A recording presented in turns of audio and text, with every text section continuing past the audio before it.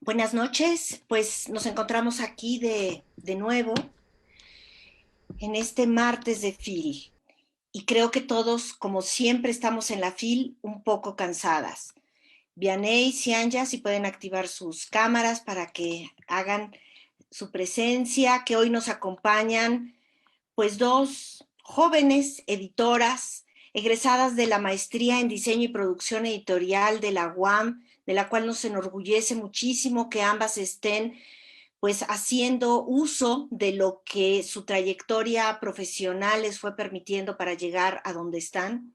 Y su presencia en este día de reflexión me parece muy importante.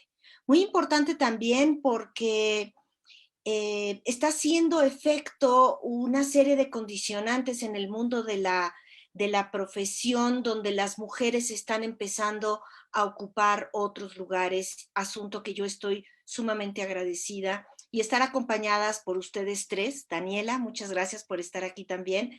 De nuevo, una conversación que ella y yo hemos tenido desde hace varios años en FIL Guadalajara, donde estamos con una claridad desde su mirada joven, y no digo de mi mirada vieja, pero ya con algunos años más, ¿no?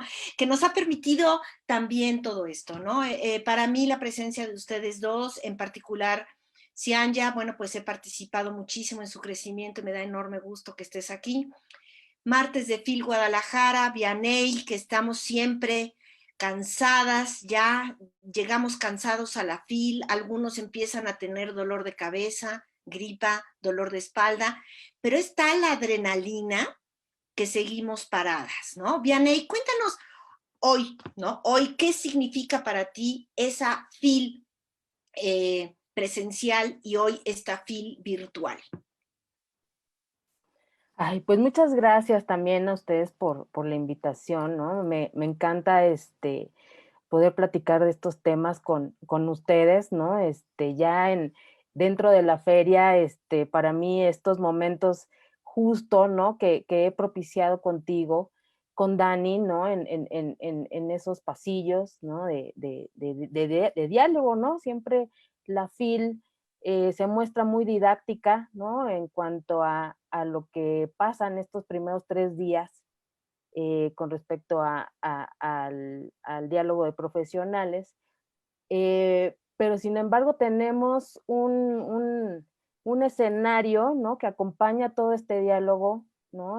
Que tiene que ver con toda la demás feria, ¿no? Estar acompañada de otros actores, ¿no? Estar acompañada de en sí mismo ya los libros, ¿no? Los grandes protagonistas. Em, pues sí, como mencionas, ¿no? Ya para estos momentos uno está verdaderamente saturado. Pues esta no fue la excepción, ¿no? En esta ocasión la FIL de forma virtual también, ¿no? Hizo lujo de su estridencia en el buen sentido, ¿no? Dándonos pues grandes puntos de encuentro, grandes temas de reflexión, ¿no? Sobre qué está pasando en la cultura editorial, pero sobre todo cómo le estamos haciendo, ¿no? Para atravesar estos momentos, pues, de crisis económica, porque eso fue un poco el sentido de este día, eh, pero también de la crisis sanitaria, ¿no? Esto que nos obliga a permanecer, ¿no? Dentro de nuestros espacios, pues muy íntimos, pero aún así, ¿no? Estar, pues presentes, ¿no? En esta gran fiesta, ¿no? Nuestra gran fiesta de los libros. Pues ese es como ahorita la primera percepción, ¿no? Realmente vengo con muchas inquietudes, ¿no? Sobre dialogar qué es cómo se retomó ese diálogo del año pasado, de años anteriores, a lo que ha pasado este año, ¿no? Se han comentado muchos puntos muy relevantes. Ya lo hemos estado escuchando en aportaciones anteriores, ¿no? Principalmente la que comenzaron ayer Camilo y Eduardo. Pues la verdad es que sí, como nos deja ansiosos, ¿no? Es un poco esta incertidumbre entre una dualidad, ¿no? Entre qué mal nos está yendo, pero qué buenas expectativas podemos generarnos, ¿no? Yo creo que esto nos acompaña a todos los que hemos estado presenciando la fila hasta ahorita, ¿no?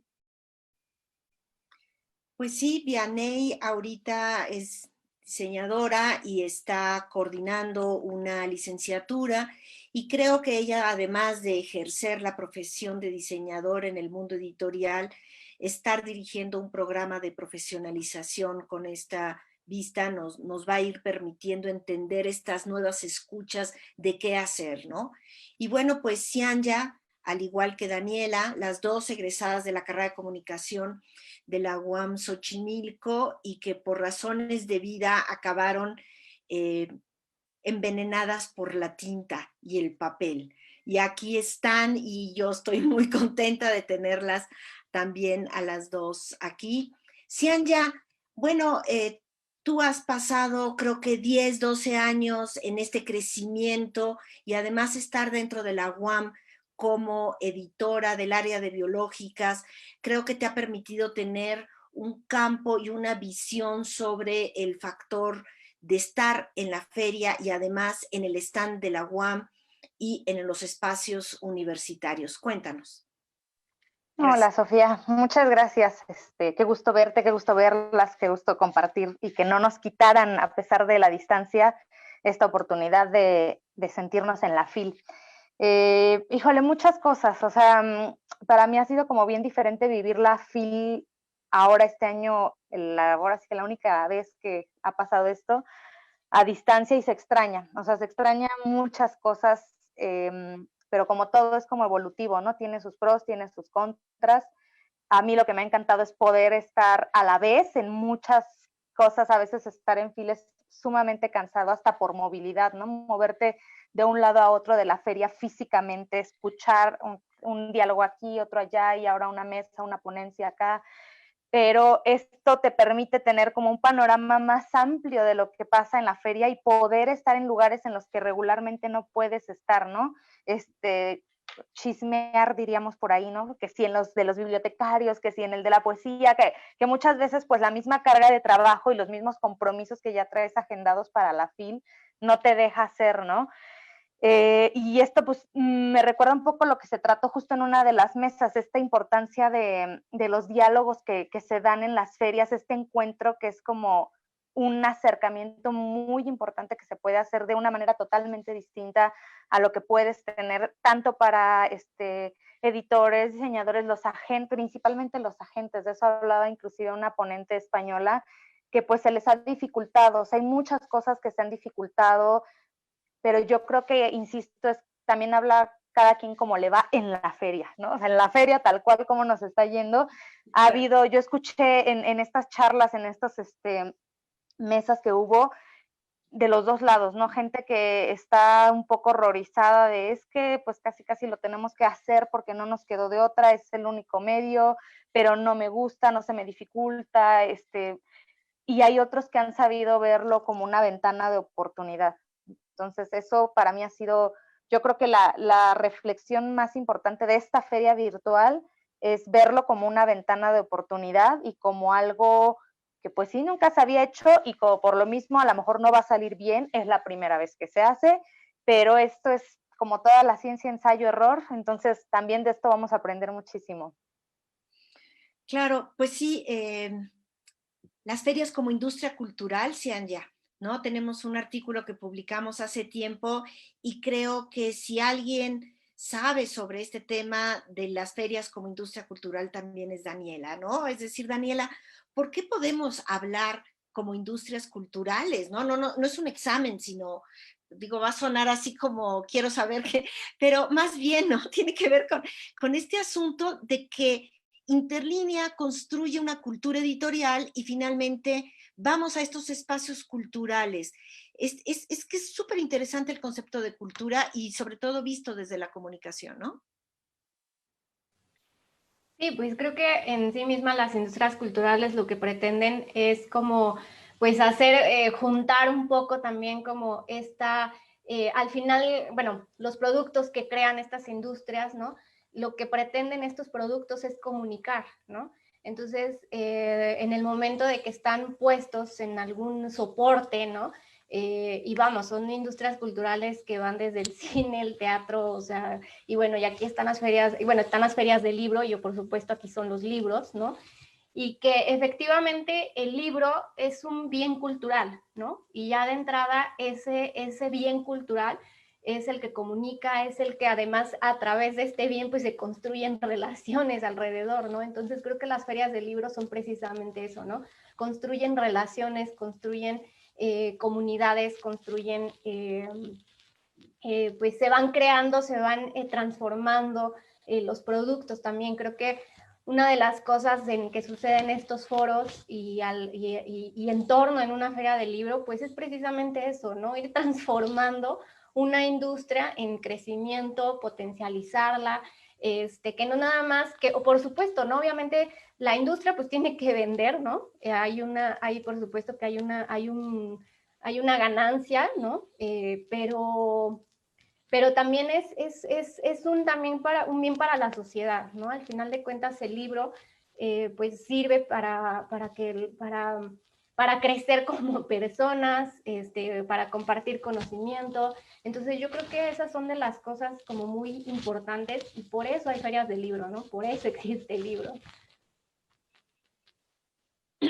Sí, y bueno, pues obviamente hemos visto en muchas mesas desde el sábado hasta la fecha, en este espacio que le llaman Fil Pensamiento y también en los bibliotecarios, un eje muy importante que es la Agenda 2030. Es algo que se está estableciendo, se ha discutido, lo comentábamos el día de ayer, en los espacios de la biblioteca, del Instituto de Investigaciones Bibliográficas de la UNAM, en CERLARC, y hablan de esta Agenda 2030, ¿no? Una agenda que desde la UNESCO se habla de los espacios de la dignidad de las personas, de recordar que el planeta es nuestro centro, que no olvidemos que estamos construyendo hacia la prosperidad, la paz y la construcción de alianzas. El día de ayer hablábamos de comunidades, hablábamos de vinculaciones, de redes, y es ahí donde estamos presentes, ¿no? Y nuestro objetivo es el desarrollo.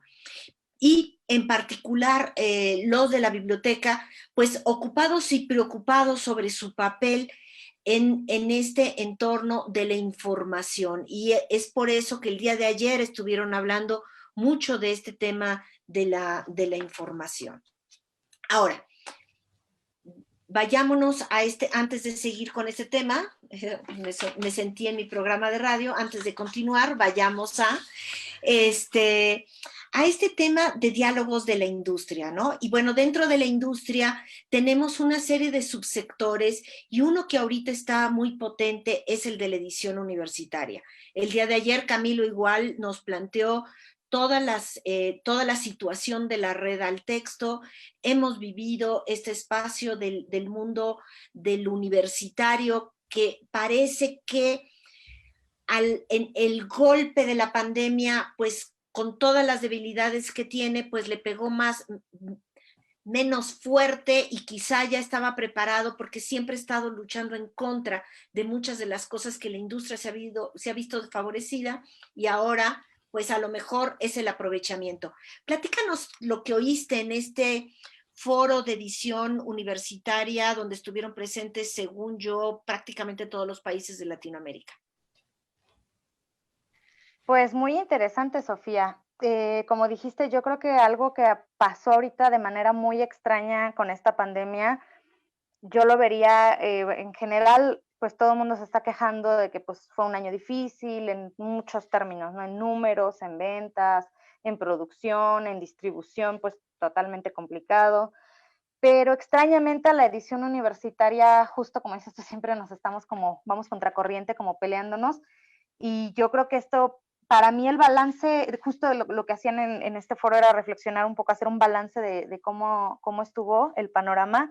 yo creo que el balance es positivo, Sofía. Es decir, se aprovechó. O sea, yo creo que esta situación, esta emergencia sanitaria vino a empujar y a hacer cosas que muchas veces las mismas instituciones, las mismas redes, eso es súper importante. Yo creo que ahorita que quiero retomar este asunto de las redes, de que cómo nos ha favorecido, ¿no? ¿Por qué? Porque nos ha obligado como universidades, como institutos de educación superior, a tomar las riendas y hacer proyectos y deja tú de hacer, sacar adelante proyectos y cosas que estaban atorados y que por una u otra razón que muchas veces sobrepasan a los editores y a las mismas autoridades que tienen que ver ya con cuestiones monetarias, legislativas, de cada institución, de cada red, y esto ha obligado, ¿no? O sea, es o lo haces o te montas o se va el tren, ¿no?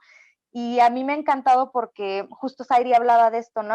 Se han tenido que construir redes. Esta palabra redes ha estado en todo a lo largo de la feria, ha sido como lo que ha atravesado todas las pláticas de la feria, porque pues por algo, ¿no? Juntos se hace como más y es más, más fuerte.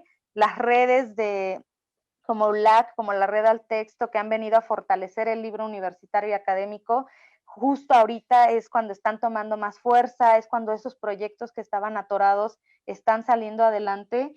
Entonces es maravilloso, se ha tenido que dar a lo mejor un salto hasta digital que no se había hecho, entrarle al e-commerce, entrarle a la venta, la misma WAMP, ¿no? O sea, aprovecho yo aquí para hacer nuestro comercial, que pues ya tuvimos que entrarle a esto, es un proyecto que llevaba años, tú te acuerdas muy, inclusive desde que gestaste la red de publicaciones, Sofía, que pues esa es la idea, ¿no? Hacerle llegar al lector el libro y la distribución en las universidades y en la distribución del libro académico es muy complicada, es muy difícil de hacer. Y esta pandemia nos ha obligado, Sofía, nos ha obligado a entrarle a la venta en línea, a una distribución, que como decían, inclusive pues ahí entró hasta otra parte que no tiene como que ver con los libros, pero pues las mensajerías, las industrias de las empresas de mensajería hasta se saturaron. Entonces todo este panorama que va más allá de eso ha sido muy favorecedor para la edición académica.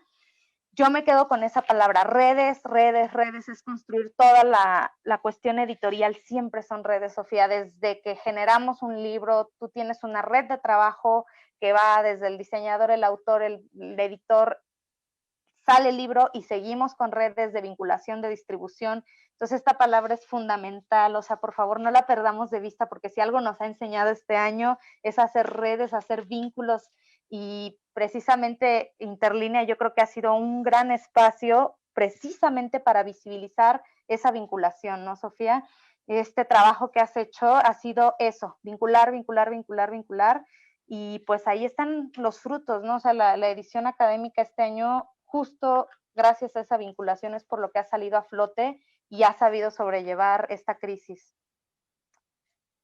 Sí, efectivamente, yo también noté a lo largo de todo el año una serie de reuniones y de fortalezas y de construcción de catálogos, lograron llevar todo o una parte importante a digital, resolvieron muchas de estas cosas y como está, y ya platicaremos más adelante, el tema del acceso abierto como algo que ya es de la naturaleza de los universitarios, eso ayudó muchísimo. Pero bueno, y en contraste encontramos este espacio de reflexión de la industria, donde desde hace unas semanas igual presentaron sus cifras y su posicionamiento frente a esta crisis. ¿Qué escuchaste tú, Vianey, que tuviste la oportunidad de estar en esas mesas? Pues mira, Sofía, la verdad es que es No se te oye. Hola, sí. Ya. Pues la verdad es que encontramos, como bien dices, un panorama ya con un antecedente, pues un poco triste. Esto comienza con un exordio previo, ¿no? Con la presentación de Caniem ante los números, ¿no? Que implica toda esta evidencia, ¿no? Del problema en el que se encuentra la industria editorial actualmente. Esto pues lleva, ¿no? a comenzar con un diálogo, ¿no? que pues de pronto sí empieza a encaminar hacia dónde está dirigida las estrategias que hace la industria editorial mexicana, la misma Caniem, ¿no? Cómo ha generado en los últimos meses pues ciertas estrategias para apoyar y acompañar a las editoriales. Sin embargo, también tenemos este otro panorama que es la edición a nivel internacional, ¿no? Donde nosotros nos vemos, ¿no? En espacios, ocupamos lugares no muy buenos, no lo que nos corresponde como país, ¿no? El más grande en habla hispana, ¿no? La edición que deberíamos tener para el tamaño de nuestro país, ¿no? Entonces, esto nos pone en un reto, ¿no? Muy importante, ¿no? Con respecto a las nuevas estrategias que se van a tomar en función de fortalecer, decían por ahí que a 10 años, esperemos que no, que sea un poco antes, y lo que nos ha enseñado esto es que, pues, la industria, ¿no? Tiene que tomar acciones que había postergado durante mucho tiempo, ¿no? Este tema de entrarle al tema digital, entrarle a la comercialización como debe ser, ¿no? Bajo otros parámetros. Retomo la insistencia de Cianya, ¿no? Las redes, ¿no? Que se tienen que formular en función de esto. Por supuesto, ¿no? El apoyo de gobierno que pues ha estado ausente, no ausente nada más ahorita, ha estado ausente durante muchísimo tiempo. Entonces, pues, ¿cómo, no? Yo entiendo esto como una conversación que se quedó pendiente durante varios años, ¿no? Incluso en ediciones anteriores era algo que se había retomado, ¿no? En función de cuál va a ser el apoyo sobre la ley del libro, ¿no? ¿Qué pasa con este tema del apoyo ante la pandemia, ¿no? Que en otros países posiblemente buscaban ahí otras estrategias para pues para apoyar a los empleados, ¿no? De las editoriales, en donde el Estado aportaba un presupuesto especial para que estas personas no se quedaran sin trabajo. Como ciertas redes, ¿no? También hacían estos apoyos, ¿no? En Colombia, en Argentina, para seguir, pues sacando nuevos números, ¿no? Incluso decían por ahí que em, habían, pues, como sacado de los pendientes, ¿no? Que tenían durante el año para el siguiente poderlos lanzar, ¿no? Entonces, creo que parte de esto estaba dirigido a, sí, primero entender que nuestro panorama actualmente no está bien, em, pero que hay una alternativa, ¿no? De trabajo que nos permitirá, ¿no? Empezar a buscar nuevas rutas, ¿no? De apoyos, ¿no? Entre libreros, entre editores, y todo lo que implica la cadena de valor editorial. Entonces, me parece muy, muy relevante que en ese sentido la reflexión vaya por ahí, ¿no? Que estemos pensando en cómo vamos a transformar las nuevas formas de trabajo, ¿no? Y las nuevas relaciones.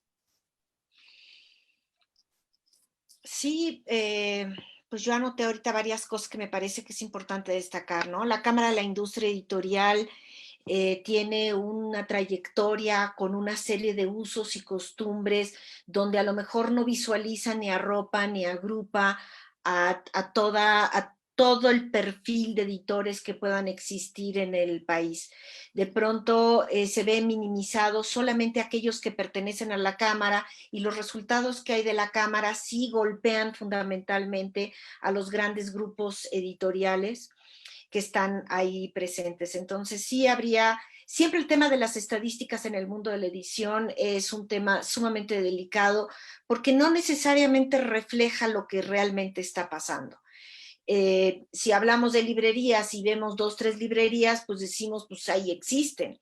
El problema es que todas las librerías independientes de barrio pues fueron golpeadas, pero el día de ayer vimos cómo se están organizando a través de redes, a través de asociaciones, todas las redes que se llaman independientes. Yo les llamaría librerías de barrio, librerías comunitarias, que eso me parece como muy importante, ¿no? Retomar esto. Las librerías universitarias también tendrían que tener un trabajo mucho más vinculatorio con los espacios de edición y ahí es donde también este asunto de cómo hacer las redes de redes para que realmente esto empiece a funcionar y reconocer todo el ecosistema del libro, sus fortalezas y sus debilidades, ¿no? De ahí, bueno, pues esta función de la Cámara de la Industria Editorial y el diálogo frente al gobierno, frente a las condiciones estatales legislativas para empujar, y obviamente las condiciones se vienen destruyendo desde hace rato, ¿no?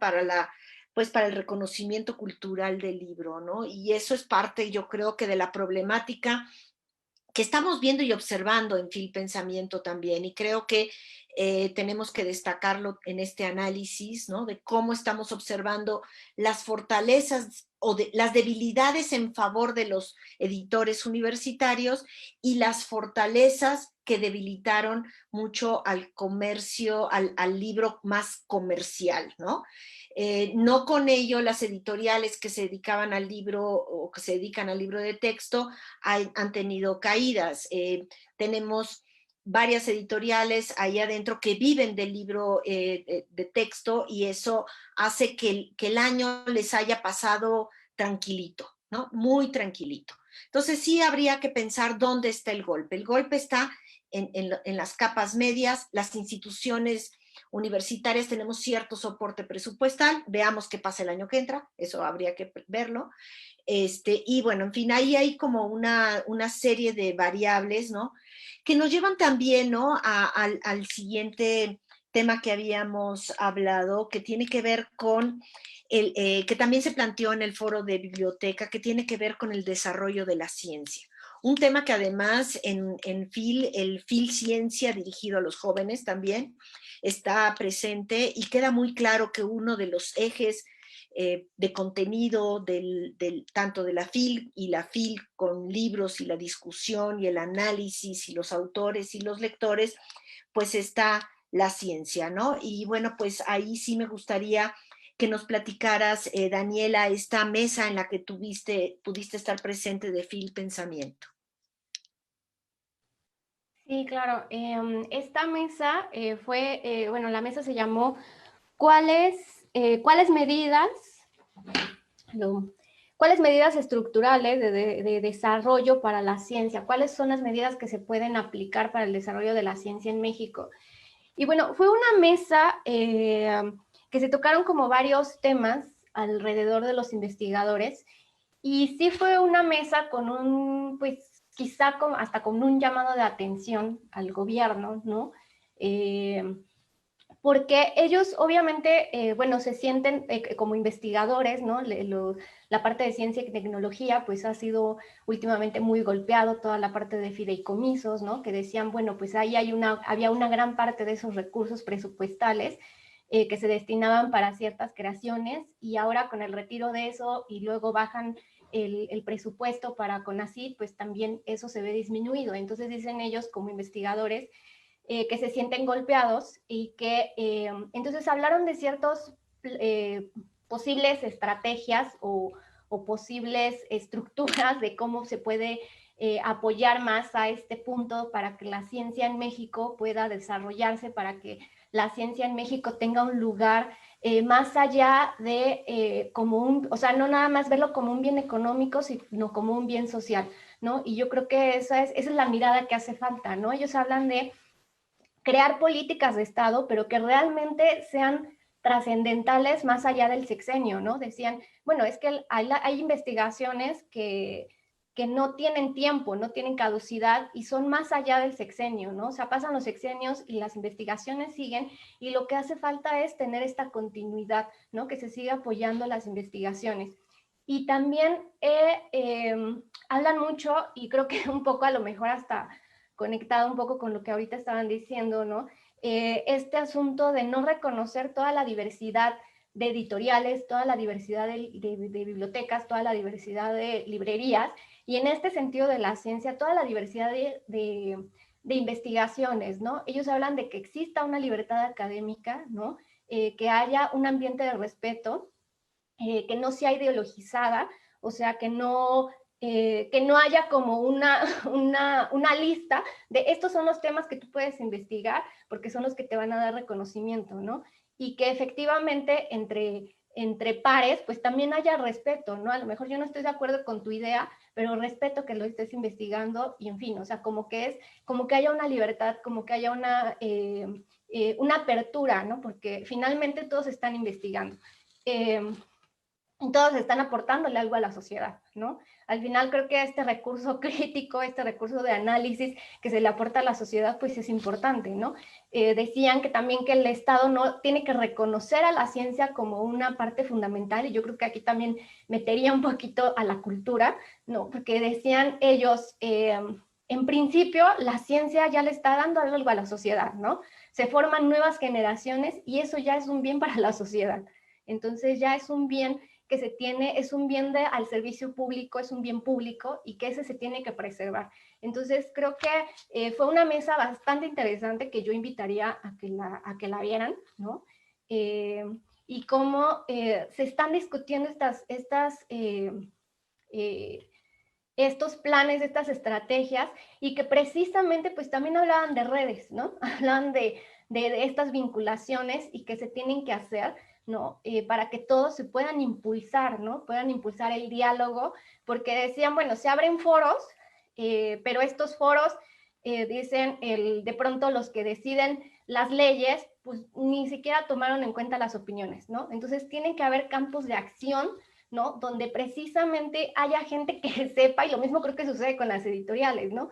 De pronto vemos que las editoriales no deciden una ley de libro y lo deciden gente que no sabe a lo mejor de libros, ¿no? Y entonces ahí tiene que haber estos planes de acción, o sea, no es nada más el de, ay, sí voy y te escucho como si fuera un trámite, sino que haya precisamente este plan de acción, este plan de trabajo en conjunto, de que entiendan que hay diferencias, de que entiendan que hay campos en los que se pueden abarcar distintas cosas y por un bien común, ¿no? Uh-huh.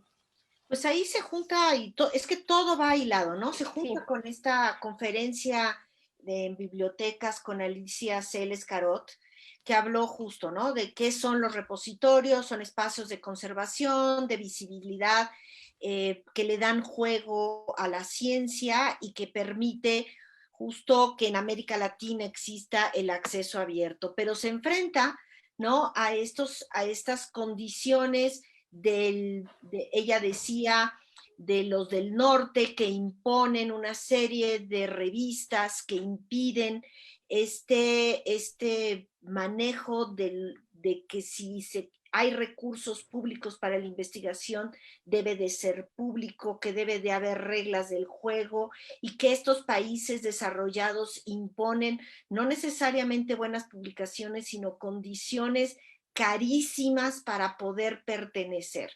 Si no publicas, no eres. Y creo que por ahí también me acuerdo de una ponencia: para hacer hay que publicar y para publicar hay que ser. Y de pronto ese círculo del huevo y la gallina empieza a ser muy perverso, porque en realidad está el recurso, está el lugar donde ocupas, cuál es tu condición. Y bueno, pues habló de todo esto que tiene que ver, ¿no? Con el papel de las bibliotecas y cómo el día de ayer estábamos viendo cómo identificar lo que sí hay que informar y qué es lo que sí hay que traer, y desde una biblioteca pues puede haber universidades que tengan recursos y otros no, y resulta que de pronto la ciencia empieza a ser limitada, aunque sea de acceso abierto, por la cantidad de recursos que se tienen, o la manera en cómo usan los académicos o los estudiantes estos recursos, ¿no? Entonces ahí tenemos un manejo donde la ciencia tiene que ser cada vez más abierta. Y tú, Cianya, que además estás en un área de biológicas, donde la ciencia tiene que estar a una velocidad ya publicada, pues enfrentan ese tipo de condiciones y creo que forma parte del gran conflicto como editora que tienes de qué publicar y en qué momento y de qué manera, y cuando de pronto parece que el proceso editorial no es importante, sino lo importante es que salga, pero ya, ¿no? Así es, Sofía, y es muy complicado. De hecho, sí, también algo de eso se tocó en alguna de las mesas, porque justo también algo que ha pegado a la industria editorial, pues es esta velocidad que se exige a los investigadores de publicar porque necesitan ser, porque tienen que cumplir con el requisito para el informe, para los puntos. Y entonces se va toda la producción a repositorios, primero pues lo que buscan los investigadores son a revistas, ¿no? Que esa es otra de las cosas por lo cual o sea, sí, hay predilección por revistas, por publicar en revistas antes que en libros, y eso pues sí nos ha pegado y nos ha mermado, en especial, como dices tú, en biológicas.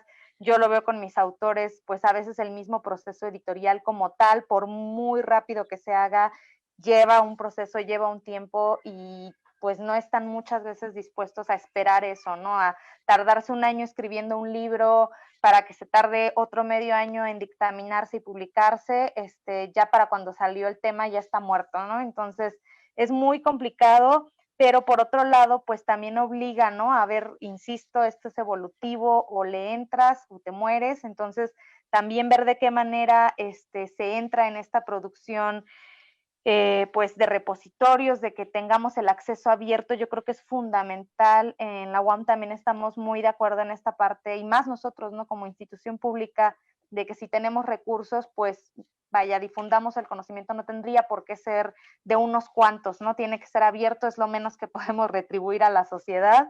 Entonces es súper importante. Sairi Karp justamente tocaba este tema también, y ella insistía, ¿no? En esta parte de hagámoslo abierto, porque también eso es como, ahora sí que un poco acabar comparando con la droga como con el tráfico, ¿no? Si tú tienes de repente toda la información en acceso abierto, tienes a tus lectores, les das esa oportunidad de tener ese conocimiento a la mano y de manera gratuita, pues vas mermando un poco también a estas revistas que a veces son predadoras, ¿no? Estas revistas predadoras que buscan obtener recursos con tal de publicarle a los investigadores, y que muchas veces también bastante de esos recursos que se les da a nuestros investigadores pues terminan yéndose a estas revistas, ¿no?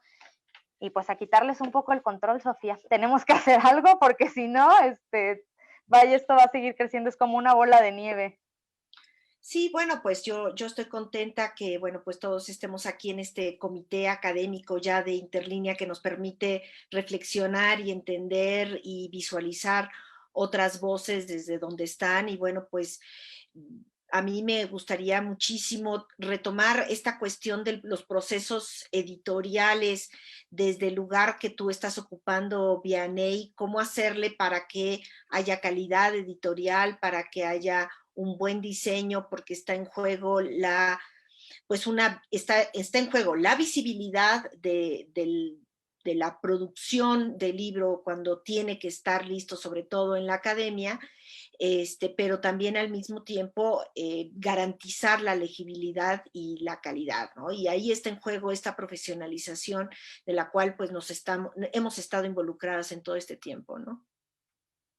Sí, sí, pues así es, ¿no? Como así es, ya me escucho.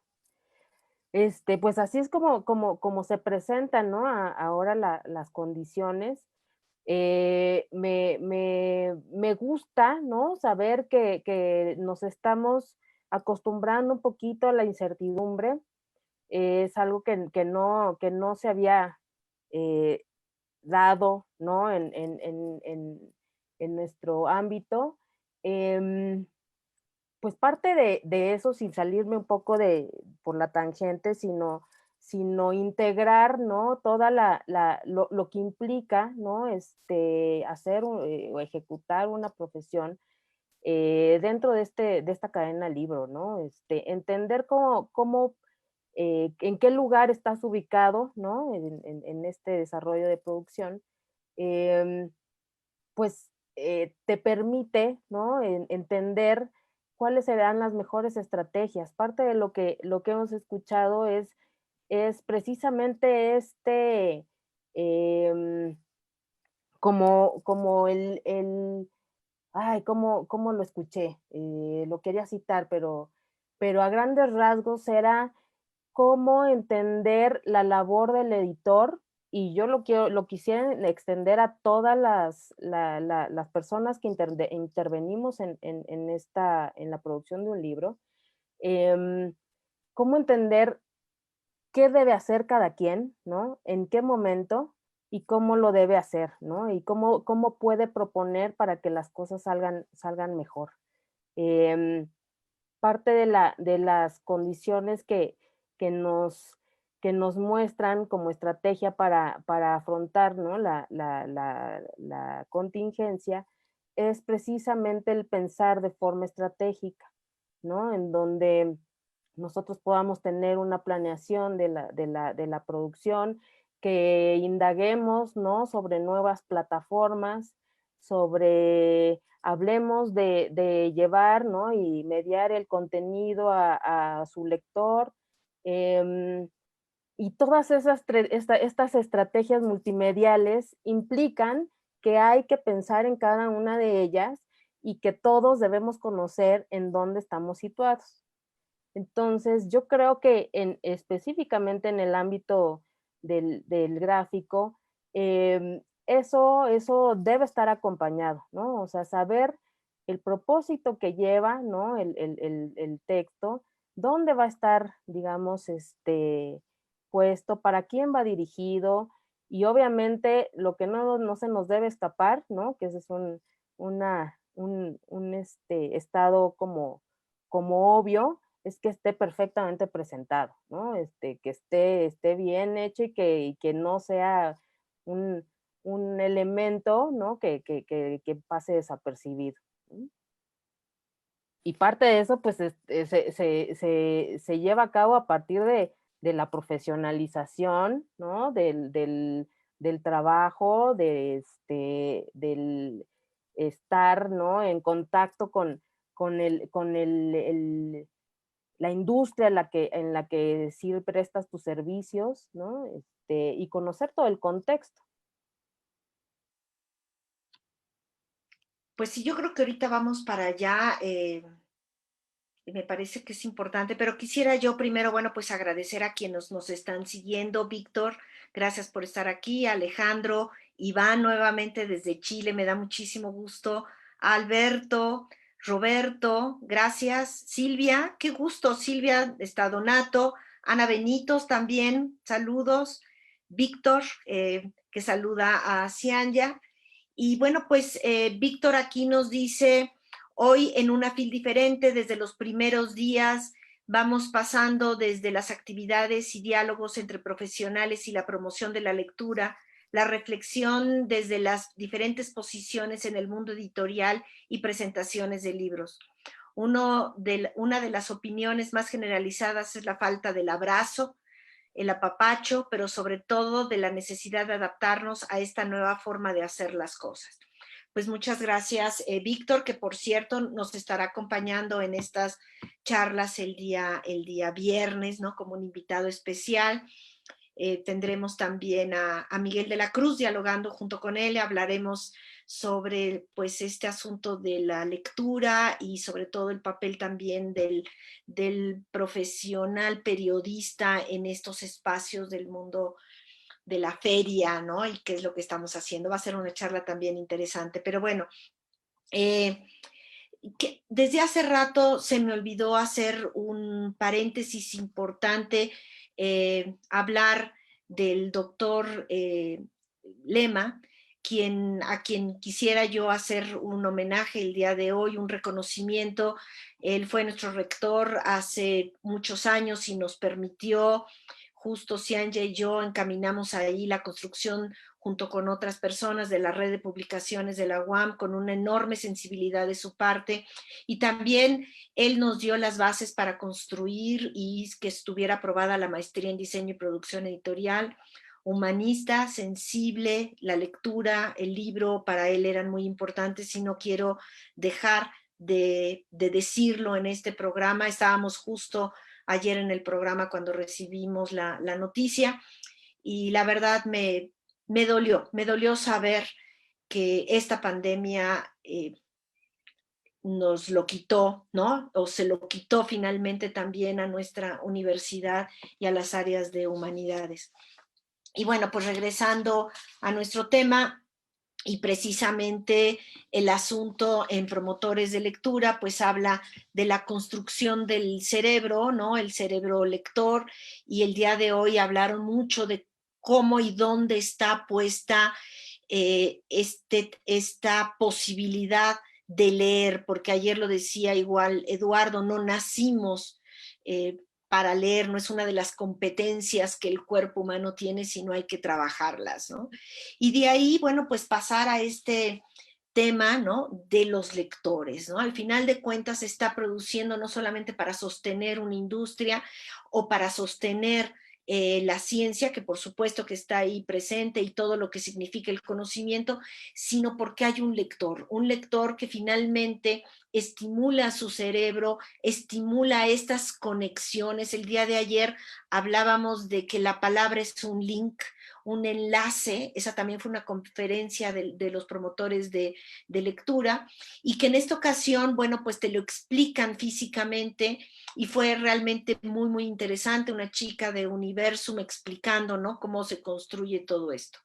Y bueno, están los booktubers. Esto es lo que vamos a hablar ahorita. Estos booktubers que son lectores de los nuevos jóvenes, y este espacio de la lectura infantil, Daniela, que bueno, pues ese es un tema prácticamente ya de cierre. No te estamos oyendo. Perdón. Este espacio infantil y juvenil, yo creo que es uno de los espacios como, pues, muy ricos, muy concurridos también, ¿no? Sobre todo, bueno, cuando estamos en FIL, pues sí, son espacios muy concurridos. Pero yo creo que ahí lo interesante es cómo, por ejemplo, desde la parte de Booktubers, ¿no? Cómo ellos están, bueno, obviamente tienen creado este Encuentro Nacional de Booktube, y cómo es a partir de jóvenes, hablarle a los jóvenes para que se interesen en el libro y la lectura, ¿no? Y yo creo que este encuentro, creo que empezaron apenas ayer, hoy fue la segunda charla que se llamó Entre Editores.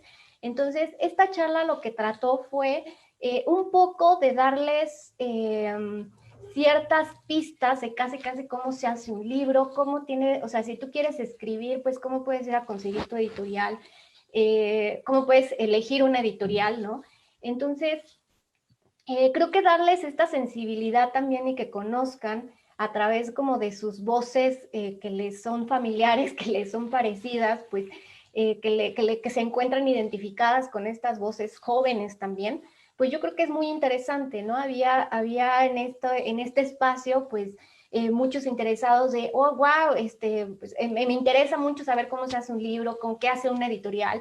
Entonces yo creo que son estos espacios los que precisamente pueden ayudar a que un joven se interese, ¿no? Y sobre todo lo pongo en términos de joven, porque efectivamente pues hay un sector que a veces es difícil, ¿no? Es difícil comunicarse con el público infantil y juvenil, ¿no? No es nada fácil, no es nada sencillo, y yo creo que quien lo logra pues merece el reconocimiento, y quien puede aportar una promoción de la lectura, y a través de ellos mismos cómo se construyen como lectores, y cómo también pues digamos, obviamente sí hay toda una discusión de que a muchos les gustan o no los booktubers, ¿no?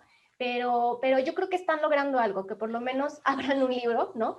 y que a partir de ahí los jóvenes pues puedan seguir con este camino y se puedan ir construyendo como lectores. Y yo creo que pues también implica, ¿no? Ayer lo hablábamos, o sea, este cerebro lector tiene que justo ejercitarse, ¿no?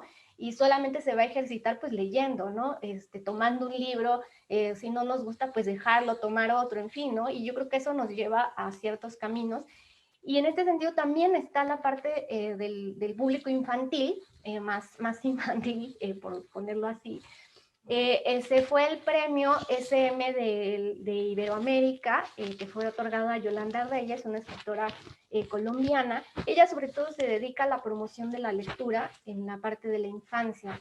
Entonces creo que es muy interesante cómo ella también traslada precisamente esto que ahorita se comentaba, la palabra es un link, ¿no? Y ella transforma el lenguaje, o ella busca analizar también sobre cómo transformar ese lenguaje para aportarles esas palabras a los niños para que ellos también se puedan transformar, para que ellos también puedan crecer, para que ellos también se puedan comunicar. Y bueno, ella hablaba sobre todo de creación de mundos imaginarios, de que en la infancia están promesas, hay una promesa y pues sí, una búsqueda por el descubrimiento, ¿no? Los niños finalmente lo que hacen es descubrir, es cuestionarse lo que sucede en el mundo. Y entonces, ¿cómo hacer para darles ese lenguaje y para que ellos lo puedan apropiar y para que entonces se puedan comunicar? Yo creo que hay cosas muy significativas en eso y bueno, pues ahí está lo que sucedió en ese espacio más joven. Y bueno, pues ya para ir cerrando, pasar la palabra a Cianya con una frase: seguramente tu niña también extraña la FIL, porque realmente la FIL Niños tiene un espacio maravilloso, también es muy receptivo. La parte de los jóvenes sabemos que es la parte más difícil. Jueves de FIL es una cosa terrible. También cuando llega un booktuber líder, bueno, aquello es un griterío espantoso. Pero bueno, de pronto volteas, tú dices, bueno, gritan, están presentes, ahí están. Los jóvenes se topan con los libros, pero también los niños. Ya cuéntanos un poquito esta experiencia de tu niña que ha crecido con la FIL y que seguramente este año lo extraña, y vamos cerrando ya esta sesión. Pues sí, Sofía, de hecho no nada más la niña, yo también extraño mucho Phil Niños. Sí, o sea, es decir, vaya, Camila lleva desde los 2 años yendo a la FIL, en cuanto me la pude llevar, ya está yendo a la FIL cada año conmigo, me ha acompañado y sí extrañamos, de por sí ya son 2 años que no va, o sea, el año pasado ahí porque nació el hermanito, entonces no pudimos ir, y este año se atraviesa esto, entonces se extraña porque es un espacio, ay, padrísimo, o sea, uno como papá también lo disfruta porque no solo es el libro, no solo es acercarlos a los libros, que además son maravillosos, yo adoro los libros, de hecho ese librero que está ahí atrás era de Camila, pero pues se lo intercambiamos, pero está lleno completamente de libros infantiles porque te juro, Vianney me ha de entender que es diseñadora, los libros infantiles uno le encanta comprarlos por el diseño, por la tela, por las texturas, por los colores, entonces sí, definitivamente, Phil Niños. Y como dices tú, es que ese espacio, Sofía, o sea, también todos los que vamos, yo creo que hasta a veces hasta le huimos, ¿no? Ya cuando llegan los jóvenes y que sabemos que va a venir el mar de hormonas por Phil Guadalajara, dices, vámonos, córrele, porque claro, se desbordan, pero eso te habla mucho de la necesidad que tienen, ¿no? De ese acercamiento, de ese contacto, de esa vinculación. Justo, insisto, hasta en esto vemos la vinculación, las redes, el contacto, y yo creo que es con lo que me quedo este año. Simplemente no creo que se haya perdido, no perdimos esa vinculación. Quizás sí, con público general un poco más. Dudo mucho que haya ahorita este acercamiento a Phil Guadalajara de manera virtual. Yo creo que los que estamos siguiendo Phil Guadalajara, pues es gente más vinculada al medio editorial, al mundo de los libros, pero no creo que sea tan grande, vaya, además no hay actividades como tal tan amplias, ¿no? Para el público. Entonces sí faltó ese, como decía Víctor, ese abrazo, ese apapacho, hasta con el público, ¿no? Con el público general, con los lectores, con los niños, con los jóvenes, pero me quedo con esa palabra, vinculación, redes, sigámoslo haciendo, si por ahora no podemos, sigámoslo haciendo de manera virtual. La cosa es encontrar modo, ¿no? Y encontrar el camino y la forma. Dianey. Mira que me quedé un poco como muy, ¿ya? Ya. Me quedé así como muy concentrada en lo que dice Sanya, pues es que esta parte final, la parte humana de la FIL, híjole, sí es fundamental, el encuentro con tus amigos, con las personas que admiras, ¿no?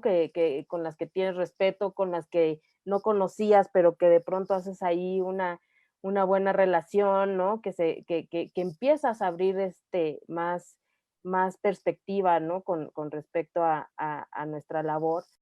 La verdad es que paradójicamente yo siento, ¿no? Que bajo estas circunstancias vivo la FIL de otra manera, ¿no? Estoy más atenta a las actividades, estoy más concentradita, porque sí, presencialmente, pues como que nos desperdigamos un poco, pero vaya, es otra manera de encontrarnos, ¿no? Sí se vuelve una FIL humana, pero en otras circunstancias.